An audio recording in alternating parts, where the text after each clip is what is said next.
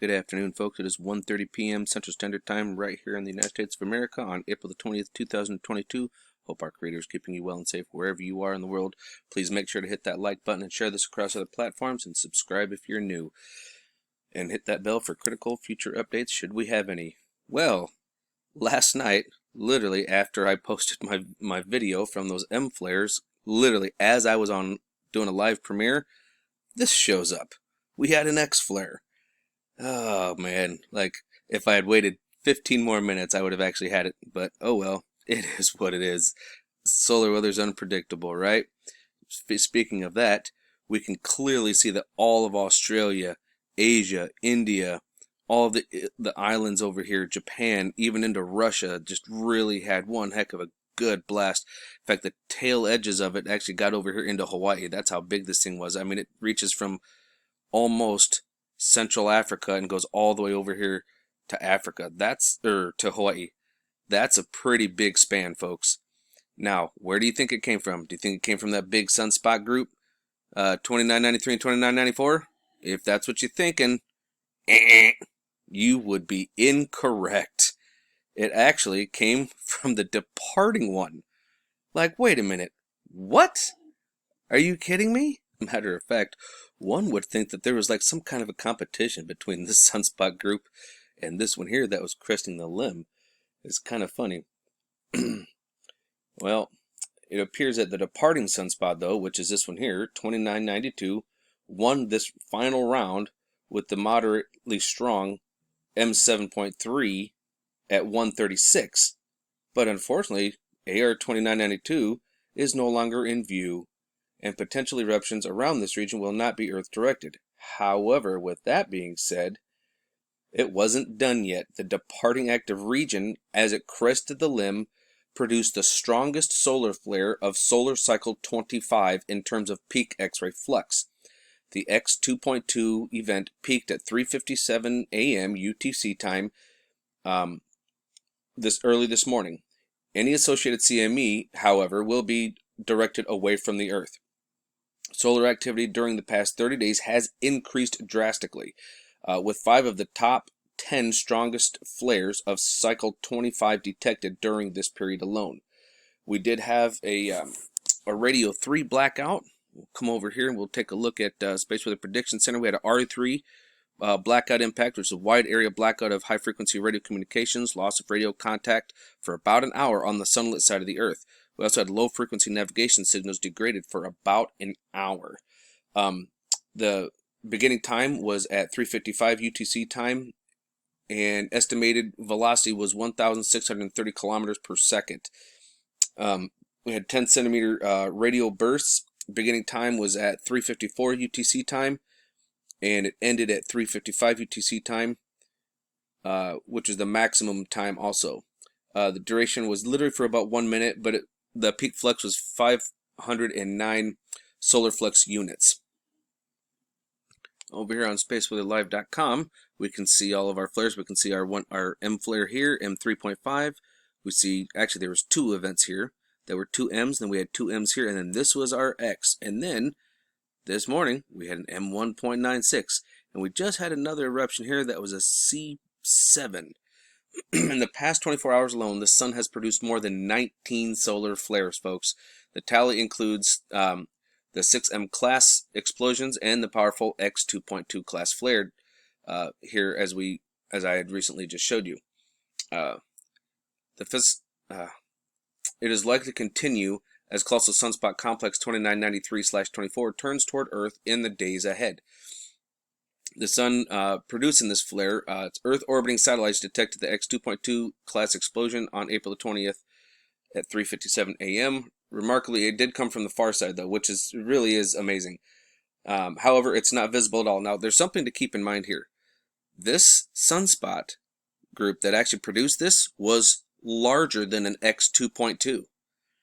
Okay, this Sunspot group was already around the limb. It was already out of sight when it produced this. So if this was Earth directing, it would have been, in my opinion, it would have been twice as strong. So we only caught the very top, as a flare kind of, as it kind of pokes out and it comes off of the Earth's surface. We only caught the top of it. So if the whole event was on our side, we would have had a much higher X flare from that. Maybe not necessarily any coronal mass ejection with it, but we still would have had the radiation flares from that. It would have been much stronger. So that's something to keep in mind. These things are pretty powerful, and it's quite surprising.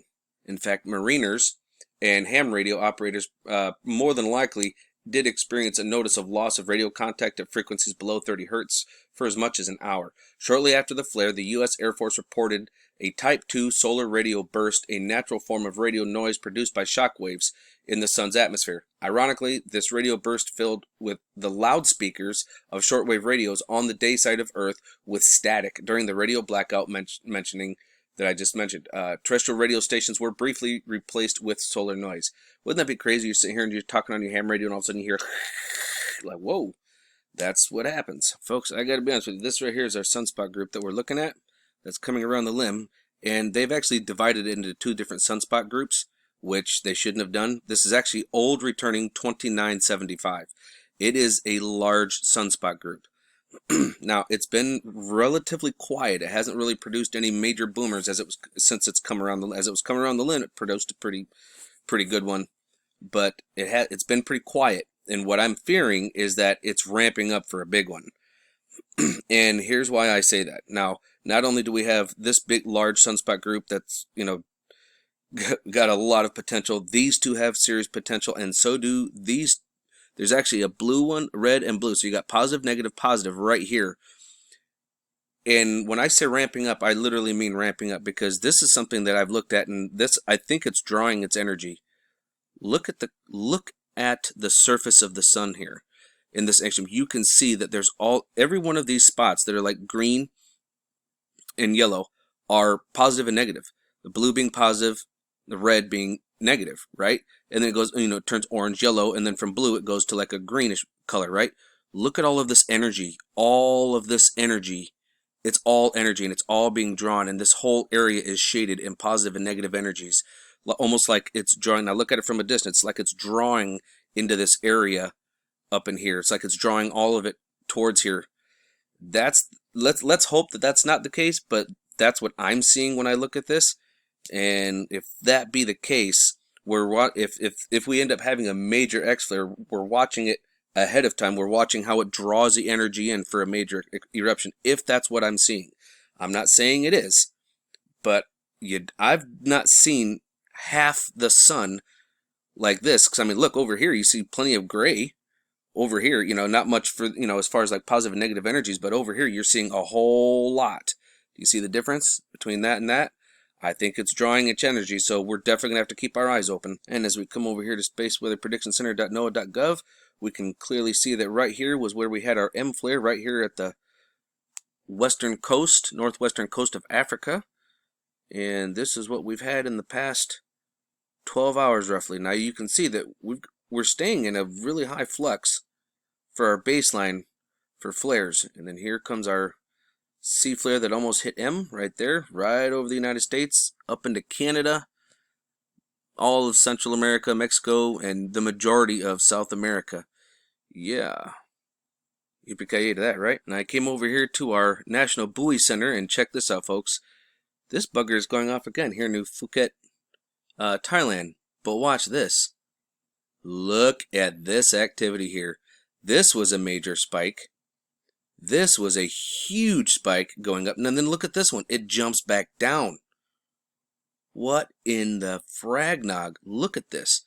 So come over here to view the details. I already have it queued up for us here.